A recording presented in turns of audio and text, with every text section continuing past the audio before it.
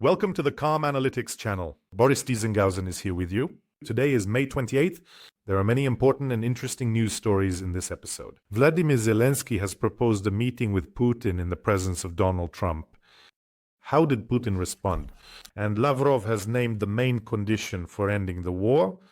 Reuters reports that Putin is ready to end the war, but there is a condition, and it concerns not only Ukraine.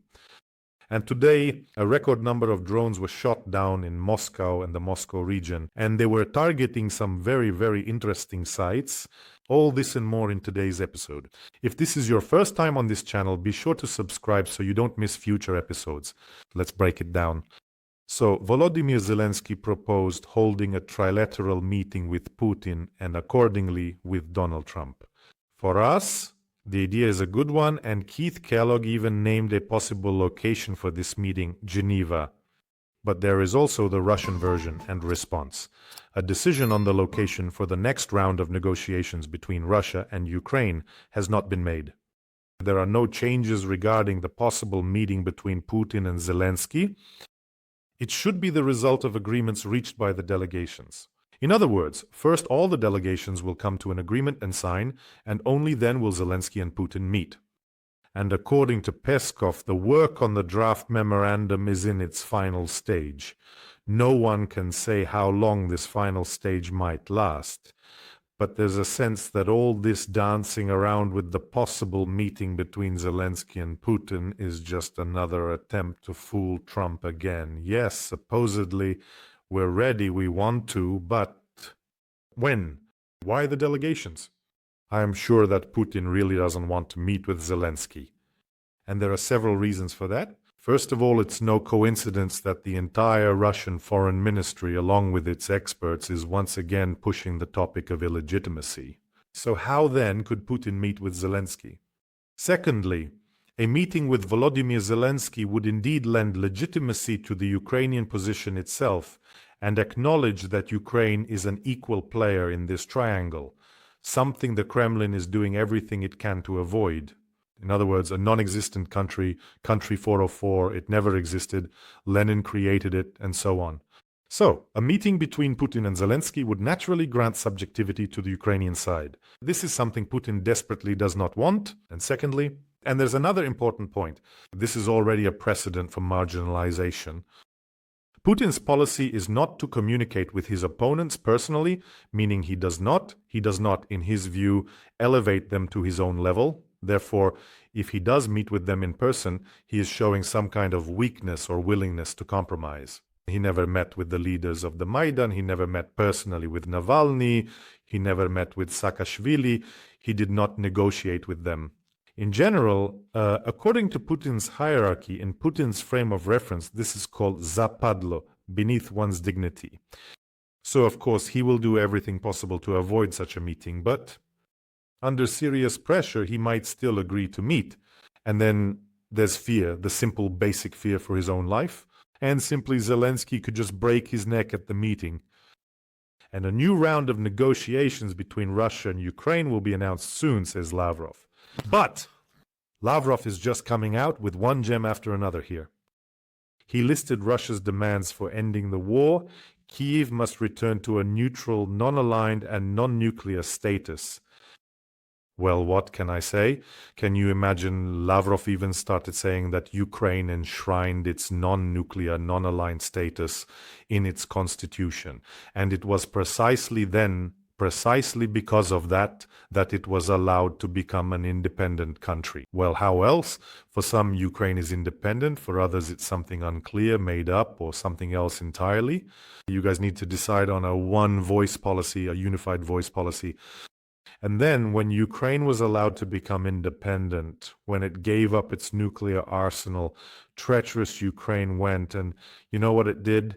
It deceived everyone, changed its constitution, and wrote in a course toward NATO. That's what Lavrov is talking about. First of all, it's remarkable. Whenever things don't go the way Russians want, they immediately try to appeal to various documents and agreements. And secondly, what is Lavrov actually saying? that Ukraine, being so bad, set a course enshrined in its constitution, a course toward NATO, and by doing so violated that fundamental document which it signed and in which it promised to remain non-nuclear and so on. Let me remind you, Lavrov, more than anyone else, knows all these facts perfectly well. Ukraine enshrined its course toward membership in NATO and the European Union in its constitution on February 7, 2019. And why did Ukraine do this? What do you think? Maybe because in 2014 Russia annexed Crimea and sent its thugs to Donbass. Thereby, since Lavrov loves documents, Russia essentially disregarded the Budapest Memorandum, which is actually called the Agreement on Security Assurances to Ukraine. And under this agreement, Russia, among others, guaranteed Ukraine that it would not attack. And here's my favorite part of Lavrov's speech. If NATO comes to you, expect trouble. Well, yes, that's exactly why Finland, which has the highest happiness index, and Sweden both voluntarily brought this trouble upon themselves. By the way, the Kremlin doesn't seem to be concerned anymore about the new, completely non-neutral status of Finland and Sweden. I remember when Finland and Sweden were joining NATO, the experts on Russian TV were trying to come up with a formula for how to properly comment on it. Why this is actually a geopolitical achievement for Putin. One explanation really stuck with me. They said that now NATO would be close to the borders of the Russian Federation, and because they're closer, it would actually be easier for us to fight them. Just look at what they managed to come up with.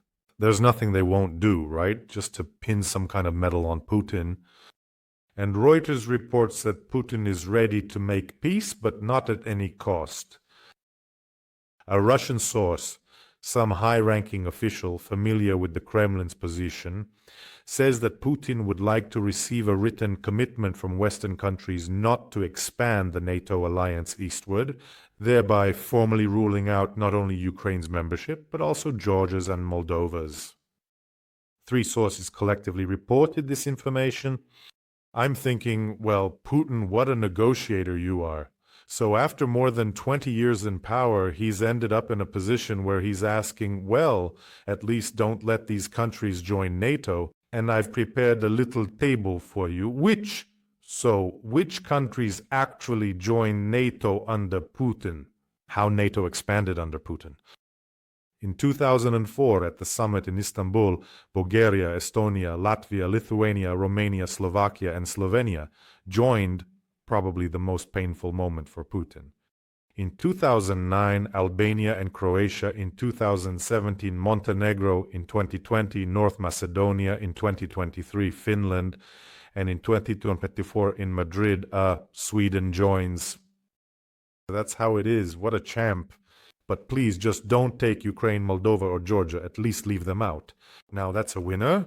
By the way, friends, don't forget to subscribe to this channel. And if you're already subscribed, hit the bell. Let's keep going. Today we've got some really awesome news. And now there's a real showdown with Donald Trump.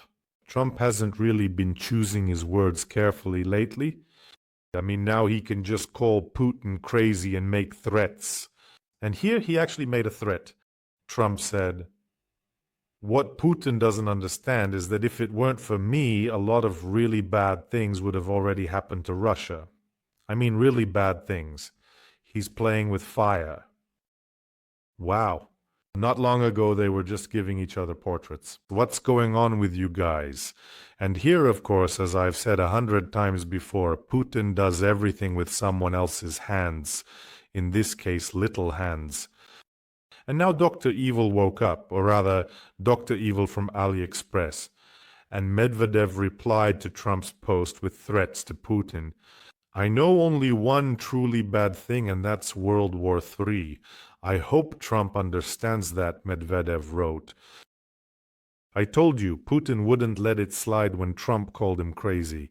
But while Trump can afford to do this himself, Putin somehow shoved Medvedev out of the closet or the nursery, where he barely understands what's going on anymore, and made him deliver this terrifying threat about World War III. And as far as I can tell, right now there's basically a competition among Russian officials to see who can make the most outrageous and cynical statement. And you haven't heard from him in a while. Russia's defense minister Belousov popped up and declared, just think about this, that Kiev is ignoring all of Moscow's efforts to restore dialogue. I quote, Russia has repeatedly expressed its readiness to resume the dialogue with the Ukrainian side that began in 2022 and has observed the moratorium on strikes against energy facilities announced in March, Belousov stated. Kyiv ignores it, even though Kyiv has said 100 times. A 30-day ceasefire, even when world leaders have already demanded it. When Donald Trump demanded it, Russia pretended it had nothing to do with them. But when it comes to energy, that's what matters to us. Don't hit the refineries, the pipelines, or the gas pipelines.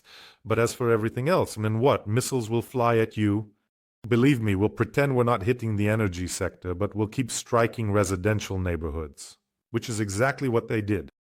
So when Kyiv asked, spoke out, demanded, stop it. No. And by the way, Peskov even started mumbling. Remember when they asked why Russia can stop the fire for Easter, can do it for May 9th, but can't cease fire on other days? Peskov started saying, we need to sort something out. There are a lot of nuances, a lot of issues, and so on. And then Belousov comes out and says, Kiev is ignoring it.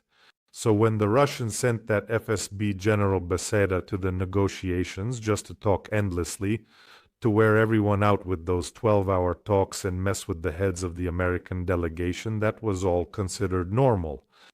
And then Medinsky arrives in Istanbul acting all cocky and starts making threats like, go ahead and withdraw your troops from those cities that we could never capture ourselves. We all remember that. And now Kyiv is the one ignoring, right? By the way, did you notice that Putin has started talking again about how much pain he's in? About the illegal, terrible coup that took place in Kyiv, which was widely condemned and seen as a major turning point. So he said that this coup literally compelled Putin to start the war, leaving him with no other choice, at least in his view. I've always wondered about this. What business is it of theirs? What happens here in our country? And why do they feel entitled to interfere in our internal affairs? Who we overthrow or don't overthrow, who we topple, why should they care? Putin has, I don't know, at least 5 buddies, including some from the African continent, who are dictators that came to power through coups. There are no complaints about them. It's especially striking, when Russians come and write in the comments, why did you jump around on the Maidan? That shouldn't bother you at all in your own cozy little swamp. Absolutely. Live your life, kiss icons with Putin, I don't know, drink window cleaner, fight over expired food, entertain yourself however you want, but do it over there, on your own territory, especially since it's huge, it's absolutely gigantic, there's plenty of space to have fun. And as for the classic question, why did you bomb Donbass for 8 years? First of all, I always recommend, to ask the residents of Donbass themselves, even those who were happy when all those Strelkovs and other riffraff showed up, to ask them and have them quietly, very quietly whisper in your ear in the kitchen who actually bombed them for 8 years and how it really happened. Well, that's the first thing. But even if that doesn't help, if you're dealing with the most stubborn specimen who still keeps shouting 8 years, 8 years, 8 years, they do that sometimes, then a counter but very reasonable question arises. Why did you bomb Chechnya? Why did you do that? By that logic, the logic of they bombed Donbass for 8 years, Ichkeria, which wanted independence, should have gotten it. It has the right to self-determination. So why did you bomb them? They wanted it. And then you deceived them with the Khasavyurt agreements.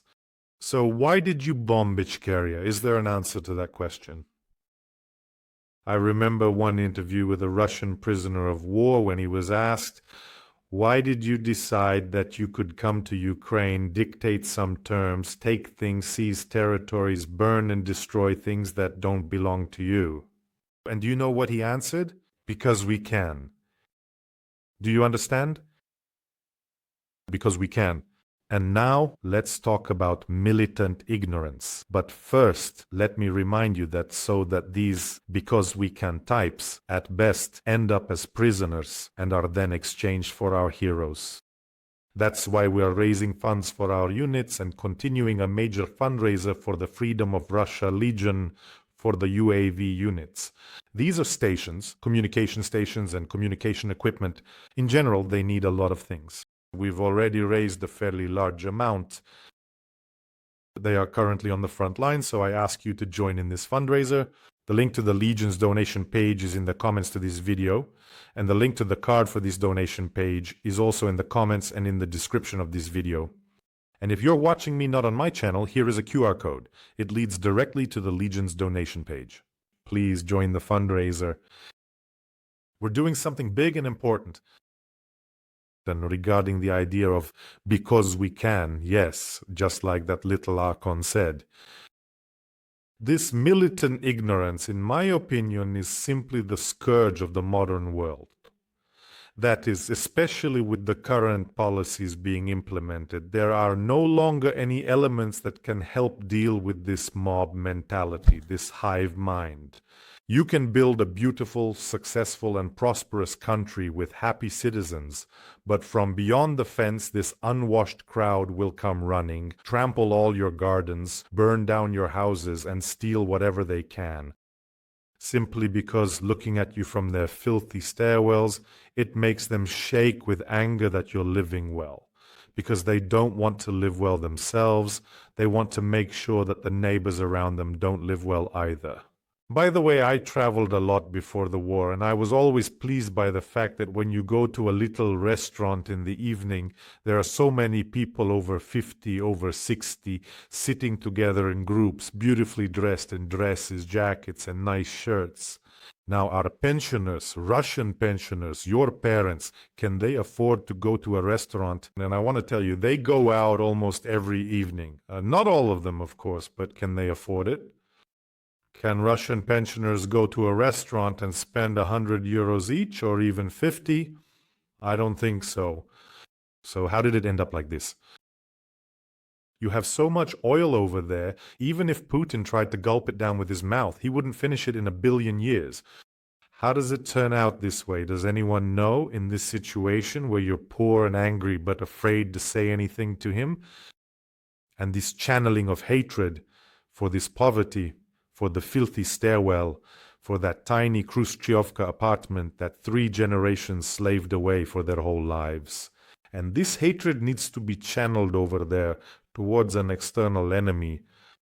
But still, despite this whole "because we can" attitude, clearly things have not gone as planned. And clearly those relatives who in the first days were still calling and saying, "Why are we resisting? They're literally saving you just for a few days. Soon they'll catch all the Nazis in Kiev and we'll all live together like before." So, those relatives clearly didn't think that the war would drag on for years and get to the point where Moscow's mayor, Sobyanin, would be reporting on the number of drones shot down over Moscow, and that on the night of May 28th, the suburbs of the Russian capital would come under a massive drone attack. Sobyanin reported that there was some damage, but no casualties. Well, that's because our drones are small, proud, and precise. According to official data, attention, 33 drones were approaching Moscow and 42 in the Moscow region. Naturally, Moscow airports were closed again. By the way, I came across an interesting infographic. For example, Sheremetyevo was literally closed 5 times in the past few days. Vnukovo 10 times, Zhukovsky 21, Domodedovo 20 times. See how it goes? And well, they really did close them. Zhukovsky was out of operation for 37 hours, Domodedovo for 31 hours. And I was actually saying that especially now, this should be snowballing. Airports shouldn't be operating. They shouldn't. Airports aren't working in Ukraine, and yours shouldn't be either. And during the attack on the Moscow region, there were these interesting sites that got hit. Drones reached the Russian city of Dubna. There, unknown individuals, these kind little drones, had a specific target, the Kronstadt company, which develops drones. Yes, Sevastopol is waiting, Kamchatka is waiting, Kronstadt is waiting. Kronstadt has finally been hit. Sevastopol, by the way, where I was born, has also finally been hit. And the headquarters of the Black Sea Fleet, which was destroyed by missiles in broad daylight up there on the hill, certainly won't let you forget that, yes. By the way, why do we even need the headquarters of the Black Sea Fleet? It all makes sense, really. Why have the headquarters of the Black Sea Fleet if there's no Black Sea Fleet? By the way, how did it supposedly return to Crimea? No? So what? What happened there? Anyway, Kronstadt got, and on Kronstadt's website it says, for more than 15 years we have been developing our own engineering information technologies in the unmanned industry. Well, basically blah blah blah. They produce drones, and heavy ones at that. They can carry a large payload, including helicopter-type drones. And the most interesting thing is that because these drones were used, including in the war with Ukraine, Kronstadt ended up under all sorts of sanctions. And this city of Dubna is also called a science city. The largest nuclear physics research center in Russia is located there. Basically, with Kronstadt, it just turns out that, well, things are burning and exploding there because of what they produce. Well, for Russia, they produce other things there as well. But as they say, if you make drones, you'll die because of drones. Well, maybe from missiles too. That's an interesting point. And a bit later, it was also reported that there was a flyover at the machine building plant, also in Dubna, which is involved in the development of aviation missile technology, and at the Elma Technopark in Zelenograd, which specializes in microelectronics development. Well, these things happen, you know. But you know what's important here? Dozens of drones are getting through this layered defense, the air defense system, flying into the region and reaching all the way to Moscow. See how it happens? So I think in the near future, Muscovites have a chance to hear what that buzzing sounds like. And maybe it won't just be buzzing, because when the Panzer system starts firing from the rooftops, believe me, there will be all sorts of consequences. Especially since, when it fires off those dummy booster stages, it's not a pleasant situation. The buildings themselves, including the Ministry of Defense where they're stationed, will remain intact, but everything around them won't. Where is that dummy stage going to fly off to? That's a good question, a very interesting question. And now Kim Jong-un is threatening nuclear war in space. Have you ever seen anything like that? All because of Trump's Golden Dome. Honestly, I read this news kind of out of context.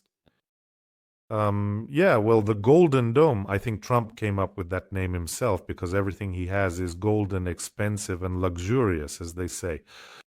After Trump unveiled the new American missile defense project called the Golden Dome, modeled after Israel's Iron Dome, I can just imagine Trump sitting there, paupers, an Iron Dome, mine is golden.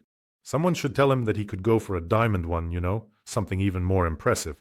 A diamond dome. Not bad, right? But it's the golden domes that really warm his heart. So North Korea responded with threats. But Kim Jong-un doesn't have his own attack Pekingese like Medvedev is for Putin. That's why he decided to issue threats himself through his own agency. Moreover, Golden Dome, says Kim Jong-un, or rather writes, is a typical product of the America First policy, the height of smugness, arrogance, overconfidence and arbitrariness. This project represents a scenario of nuclear war in space. And just for a second, the project's estimated cost is $175 billion. I think it's like what happens here, you know. One budget is set, but it will keep growing and growing because no one still really understands how all of this is supposed to work up there in space. And by the way, there's a sense that Kim Jong-un will soon stop being, in Donald Trump's opinion, a smart guy. Let me remind you, Donald Trump used to call him that, a smart guy. So Kim Jong-un is genuinely concerned, as if saying, I'm ready for space wars. I can just picture Kim Jong-un in that combat exoskeleton in a spacesuit. But who else is definitely going to stop being a cool guy? I think he already has. Elon Musk, who has disappeared from the media radar. Do you know what he did? He criticized a bill that provides significant tax breaks which Donald Trump had promised during his election campaign. And according to Elon Musk, this initiative undermines the work of his department, which he oversaw. I quote, "I was disappointed to see a large-scale spending bill that frankly increases the budget deficit rather than reducing it," said Elon Musk. Naive Elon Musk, he actually thought the goal was to cut spending. Yes? Let me remind you, they were ordered to spare no expense for the Golden Dome. Whatever it costs, that's what it will be.